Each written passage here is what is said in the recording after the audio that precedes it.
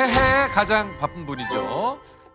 인자한 관상으로 할 말 다 하는 역술가 박선준 선생님이십니다. 아유, 안녕하세요. 나 직접 소개 좀 해주시죠. 네, 사주관상 풍수 음양원행을 하고 있는 박성준입니다. 반갑습니다. 아, 예, 그 선생님께서도 본인의 직접 사주를 본인이 좀 보십니까? 어떻습니까? 뭐 일진같이 매일의 운을 보는 건 아니지만 그건 아니지만. 전체적으로 큰 흐름과 순환은 보는 것 같아요. 그게 좀 어떻습니까? 본인이 보는 거에 본인이 좀 잘 맞던가요? 조금 될 때와 멈출 때는 큰 흐름은 좀 맞는다는 생각이 좀 들었습니다. 큰 흐름은. 네. 아니 좀 이 일을 하시면서 뭐 여러 가지 어려운 일들이 많겠지만 가장 좀 힘든 점은 뭐가 좀 있을까요? 제가 이제 그 사람의 얼굴이나 태도나 사주 같은 걸 보고 판단을 하게 되는 거니까 쉽게 그 사람을 판단하고 호불호가 강하게 좋고 나쁨이 정해지는 부분이 스스로 인간관계를 좀 좁히는 부분이 좀 있는 것 같기도 합니다. 그렇구나. 이게 이제 또 그런 것도 좀 있으시다 그래요. 누구를 만나든지 다른 일로 업무적인 일로 만나도 끝은 사주 얘기로 끝이. 아니 그러실 것 같아. 이제는 뭐 얼굴도 너무 많이 알려주셔가지고. 그러니까요. 만나면 늘 물어보는 결론은 자신에 대한 궁금증인 것 같아요. 그래서 이제 심지어는 뭐 이런 방송이나 강연이나 뭐 컨설팅을 할 때 네. 사전 미팅을 굳이 안 해도 되는데 하자마자 사전 미팅을 하면 굳이 이렇게 할 이유가 없는데 네. 보면 이제 결국은 이제 제가 고민이 있다. 이 부분은 어떨지 이제 상담으로 가는 경우가 상당히 많습니다. 어떤 때는 근데 보자마자 얘기를 좀 해주고 싶은 분들도 있죠. 그렇죠. 딱 봤을 때 운이 굉장히 없다거나 뭘 해도 막혀 있는 상이라는 느낌이 든다거나 좀 입이 근질근질할 때가 있어요. 오늘도 여기 좀 그런 분들 좀 있습니까? 딱 봤을 때 뭐 남편이 보이지 않는다거나 그런 것도 있어요? 네, 그냥 혼자 살 것 같은. 와. 자, 보지 마세요. 자, 굳이 묻지 마시고 보지 마세요. 그냥 선생님이 느끼신 거니까. 올해 좀 유퀴즈는 좀 어떨 것 같습니까? 이게 좀 느낌 자체로. 왜 주변 분들? 일단은 네. 연애 인연이 짧거나 없고 어. 일복이 터진 상들이 많으니까 네.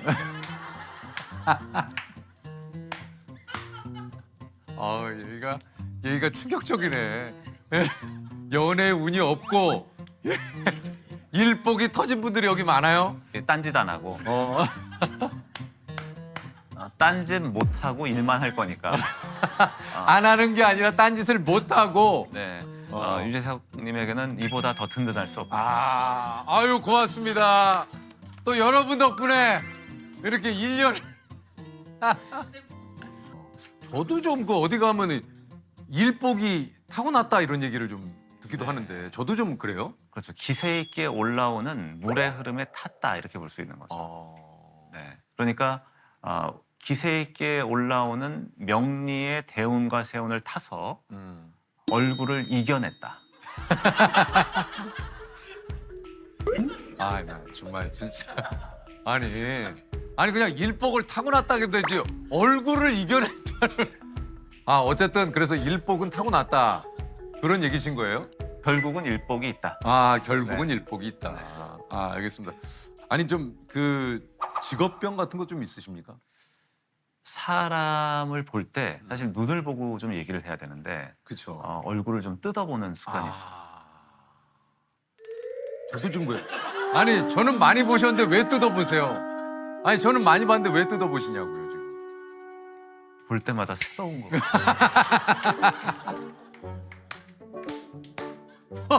볼 때마다 못생겼다는 얘기죠. 지금 그 얘기 하시려고 그러는 거 아니에요? 늘상 옛날에도 그 보면은 그런 비슷한 얘기를 많이 하고 가셔가지고. 뭔가 낯익은데 낯설고. 뭐 약간 그런 느낌. 그런 느낌이 있어서. 이게 좀 나에게 대운, 그러니까 대운이 들어온 걸 내 스스로 알 수 있는 징조 같은 게 좀 있습니까?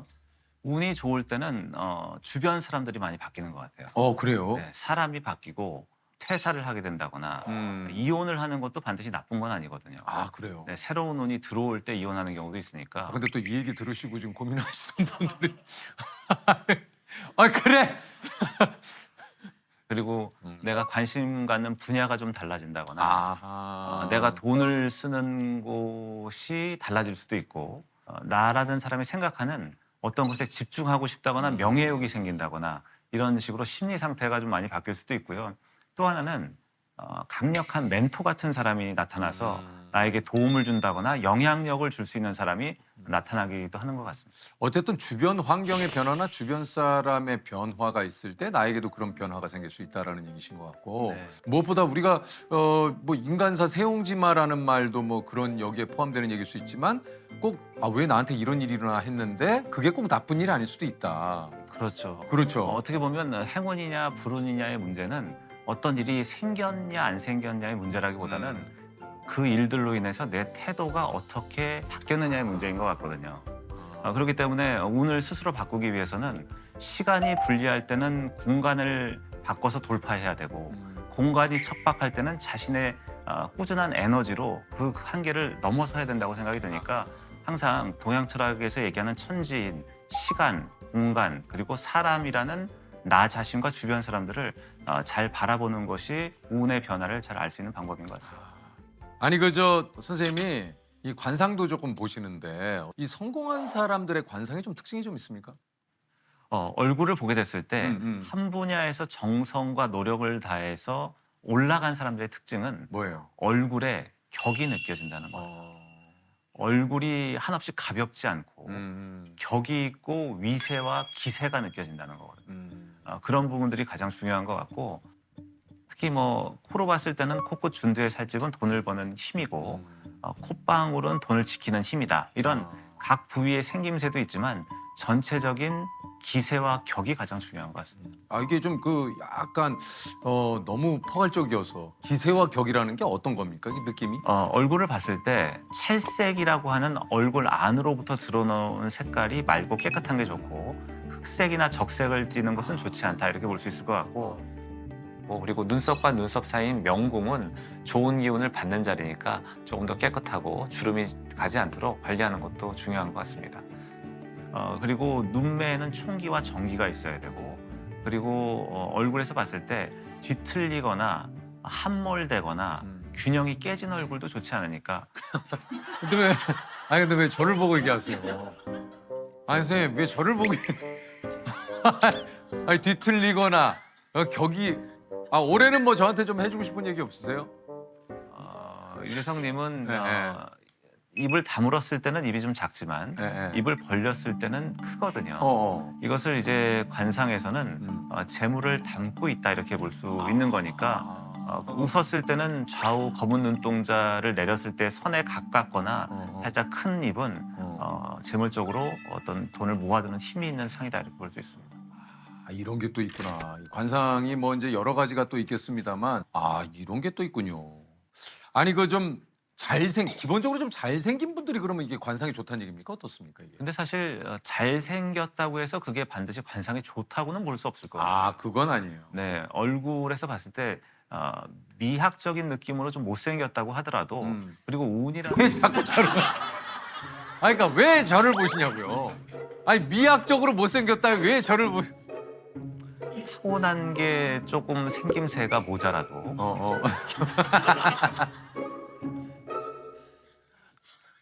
그 내 형태는 어떤 기운을 만들고 얼굴에 영향을 미치면서 상호작용을 하거든요. 그런 면에서 봤을 때 유성님의 얼굴은 사실 조금 모자람이 있긴 하지만 운이라는 것은 얼굴뿐만 아니라 사주 또는 풍수, 궁합 이런 것도 연관이 있는데요.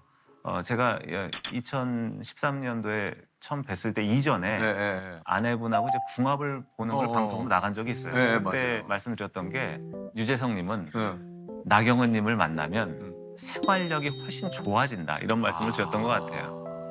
그러니까 그런 면에서 조금 더 안정감이 있을 수 있고 안전하게 한 계단 한 계단 올라가는 본인의 성정대로 더 살아갈 수 있는 힘이 있는 거니까 그러니까. 그런 면에서는 훨씬 더 좋다 이렇게 볼 수 있는 거죠. 아니 그 듣고 보니까 이런 사람은 좀 가까이 두지 않는 게 좋다. 어떤 사람을 만났을 때 굉장히 좀 쎄하고 아 있어. 음침하고 만날 때마다 좀 기분이 안 좋고 뭔가 눈에 보이는 것 넘어선 그 본질 안에는 뭔가 다른 속셈과 꿍꿍이가 있을 것 같은 사람이 있거든요. 예, 예, 예. 그러니까 이상한 사람만 만나지 않아도 인생이 좀 편해지는 것 같아요. 맞아요. 네. 강조하시는 게 운명은 내가 바꿀 수 있다. 네. 그런 것 같아요. 운이라는 것은 무작정 흘러가는 바람이 아니라 내가 걸어가는 길 위에 내가 머무는 자리에 머무르는 바람 같거든요. 그러니까 바람은 바꿀 수 없지만 돛을 어떻게 다루느냐는 내가 할 수 있는 영역이기 때문에 인생에서 일어나는 수많은 일들이라는 우연을 내 마음가짐과 태도와 준비라는 필연으로 바꿔나간다면 인생이 자신의 타고난 것보다 더 좋아질 수 있다고 생각합니다. 좀 운이 안 풀리다 싶을 때 어떻게 좀 하는 게 좀 좋을 것 같아요? 운이 안 좋을 때 할 수 있는 동양 철학에서 가장 좋은 방법은 베푸는 거거든요. 베푸는 행위는 내 운이 떨어지거나 안 좋을 때 가장 강력한 행위라고 생각이 드니까 주변 사람한테 이유나 목적 없이 커피를 사고 술을 사고 나누고 베푸는 것들을 하고 베푼 것을 잊는 것. 그것이 가장 좀 중요한 거예요. 베풀고 베풀게 돌아올 거 생각하면 안 되는구나. 네, 그럼 화가 나니까. 베풀고 잊어야 되는구나. 이게 좀 중요하네요. 기부하고 맞아요. 뽀개탄.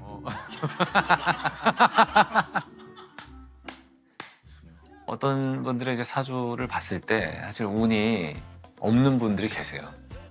현재도 없고 과거도 없었고 미래도 한 뭐 10년, 20년간 없을 것 같은 그런 분이 계시는데 그럴 때 뭔가 희망을 찾아드리려고 하지만 그들이 힘들어하는 것은 이 상황적인 문제도 있을 수 있지만 제가 보기에는 그 상황 때문에 만들어진 본인의 습관들인 것 같아요. 그러니까 자격지심이 생기고 약간 열등감이 생기고 나를 무시하지 않는가에 대한 반감이 강하게 들면서 모든 것을 이제 거부하려고 하는 마음이 들 때 그런 것을 바라볼 때 좀 안타깝기도 한 것 같아요. 그래서 좀 답답하시다면 조금 사람들이 북적이는 곳, 뭐 명동도 좋고 강남의 어떤 거리도 좋고 큰 서점 같은 데를 가는 것도 좋아요. 그쪽에는 에너지가 있기 때문에 그 에너지가 나한테 고스란히 전달될 수가 있거든요.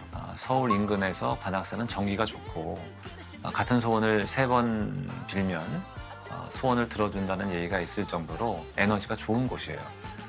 그렇기 때문에 누구나 가면 좋고 내가 힘들고 답답하더라도 아침에 일어나서 세수를 하고 양치를 하고 이불을 개는 그런 일상의 평범한 삶의 패턴으로부터 힘이 생기는 거니까 그런 것들을 하는 거는 굉장히 좀 중요하다고 생각이 듭니다. 그러니까 운이라는 것은 결국 살아냄으로써 이루어진다는 생각이 들거든요.